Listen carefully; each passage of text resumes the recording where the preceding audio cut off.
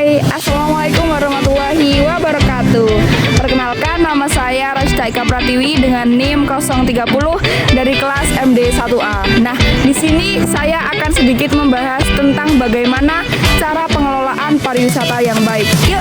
Nah, baik. Jadi sebelumnya pariwisata itu merupakan suatu tempat yang biasa dikunjungi masyarakat untuk mencari ilmu, pengalaman, atau hanya untuk merefreshingkan diri dari masalah-masalah yang dia alami. Di dalam pariwisata itu sendiri diperlukan pengelolaan yang baik agar supaya pariwisata itu tetap berjalan mengikuti perkembangan zaman dan tidak tertinggal. Pengelolaan sendiri merupakan satu hal yang perlu diperhatikan dengan menggunakan metode perencanaan, pengorganisasian, penggerakan, dan juga evaluasi yang baik. Dalam pengelolaan pariwisata, kita harus menggunakan prinsip-prinsip yang mendasar. Yang pertama, ada prinsip keseimbangan yang perlu kita perhatikan, yaitu pembangunan versus konservasi. Itu adalah prinsip utama yang kita dapat lakukan untuk pengelolaan pariwisata. Yang selanjutnya yaitu yang kedua, ada prinsip permintaan versus penawaran.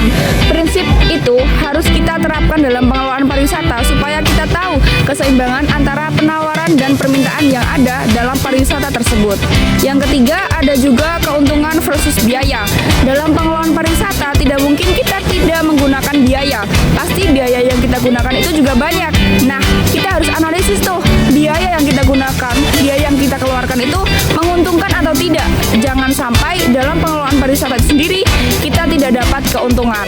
Terus yang keempat, ada juga keseimbangan antara manusia dan lingkungan. Manusia hidup berdampingan dengan lingkungan.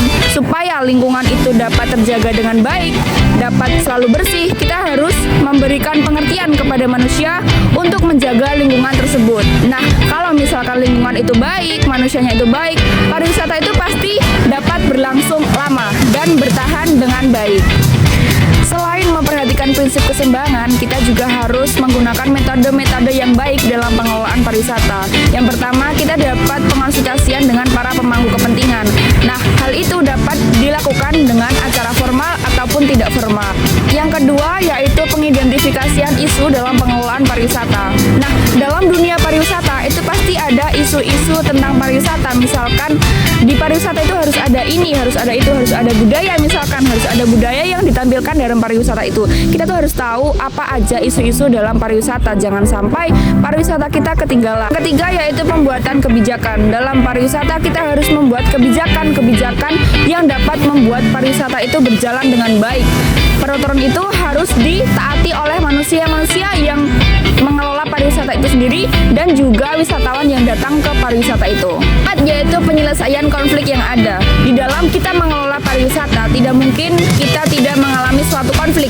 Nah, di suatu konflik itu sendiri kita harus menyelesaikannya dengan baik supaya tidak ada perpecahan antar pengelola pariwisata itu sendiri. Jadi, kesimpulannya, dalam pengelolaan pariwisata kita tidak boleh asal-asalan dalam menentukan langkah. Kita harus memperhatikan prinsip-prinsip keseimbangan yang ada dan juga kita harus memilih metode yang baik agar pengelolaan pariwisata itu berjalan dengan lancar. Itu tadi sedikit penjelasan dari saya tentang bagaimana cara pengelolaan yang baik, prinsip-prinsip apa aja yang dapat digunakan, dan metode apa saja yang dapat digunakan. Sekian dari saya. Bila ada salah kata mohon dimaafkan. Terima kasih. Wassalamualaikum warahmatullahi wabarakatuh.